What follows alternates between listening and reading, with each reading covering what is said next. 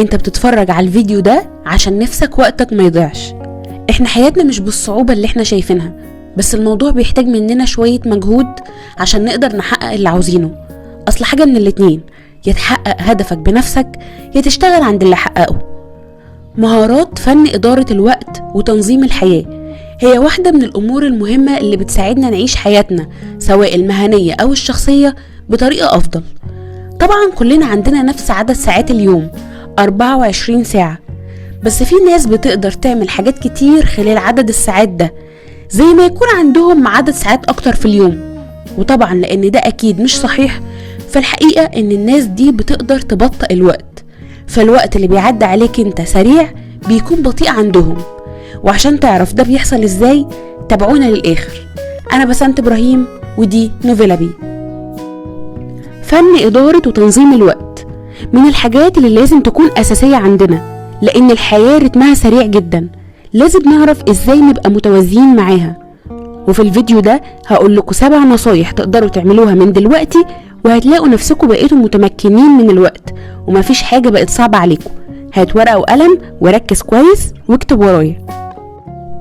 النصيحة الأولى هي اعرف وقتك بيضيع في ايه وابعده عنك. يعني ايه؟ يعني انت لازم تكون محدد ايه الحاجة اللي بتضيع عليها وقتك وتقتلها، لان انت عمرك ما هتعرف تستثمر وقتك بشكل صحيح الا لو عرفت هو بيضيع في ايه الاول.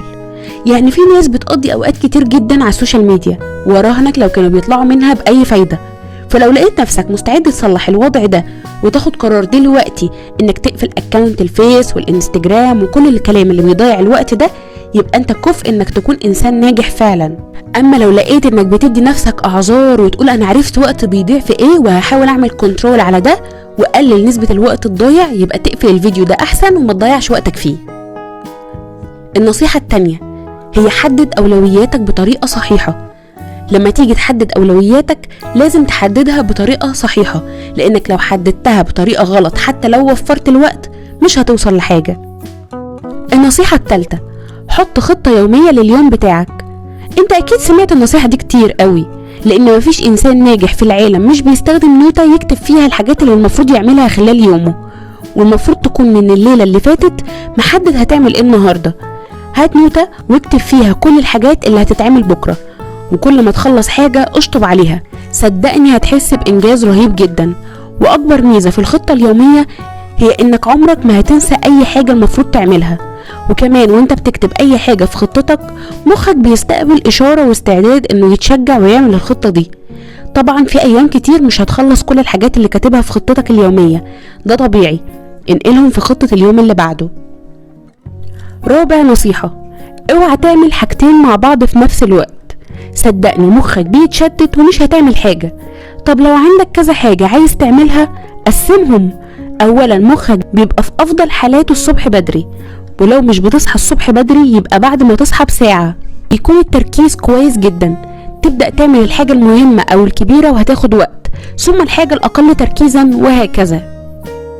النصيحة رقم 5 اعزل نفسك واحجز وقت للتركيز من غير اي تشتت.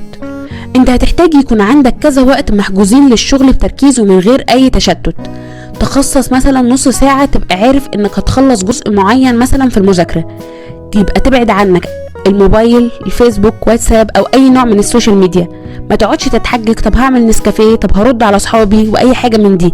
انت خدت القرار يبقى لازم تبقى قده، ولو عملت الخطوة دي صح هتخلص حاجات مهمة كتير في النص ساعة دي. سادس نصيحة اتعود تقول لأ. اهم نقطة في ادارة الوقت هو انك تتعلم تقول لا لاي حد او اي حاجة بتشتتك عن هدفك، لان وقتك مش ملك للجميع ومفيش مجال للمجاملة على حساب الضغط في وقتك. لو شفت نفسك مش قادر تعمل الحاجة دي لأي سبب كان، اعتذر للشخص وبين له اسباب رفضك. سابع نصيحة اتعلم انك تستثمر اوقات فراغك. يعني ايه؟ احنا اتفقنا في الاول ان خلاص السوشيال ميديا كفاية عليها كده لانها بتضيع من وقتنا كتير، بس في نفس الوقت احنا مش آلة، مش هنفضل طول اليوم بنعمل في مهمات وبنخلص حاجات من غير ما يكون عندنا اي وقت لنفسنا. عشان كده حاول لما تاخد بريك ساعة او 2 انك تستغلهم في حاجة مفيدة زي القراءة مثلا، او انك تتعلم حاجة جديدة، او انك تمارس هواية معينة زي المشي برضو. وخليني اقولك حاجة، المشي بيساعد جدا في تخفيف القلق والاكتئاب وبيدي احساس جميل بالراحة النفسية. اكتب لنا في كومنت تجربتك عن تنظيم وقتك، ولو عندك اي نصايح حابب تضيفها اكتبها لنا كلنا عشان نستفيد. لو انت استفدت حاجة من الحلقة دي شجعنا بلايك للفيديو، واشوفكم في حلقة جديدة.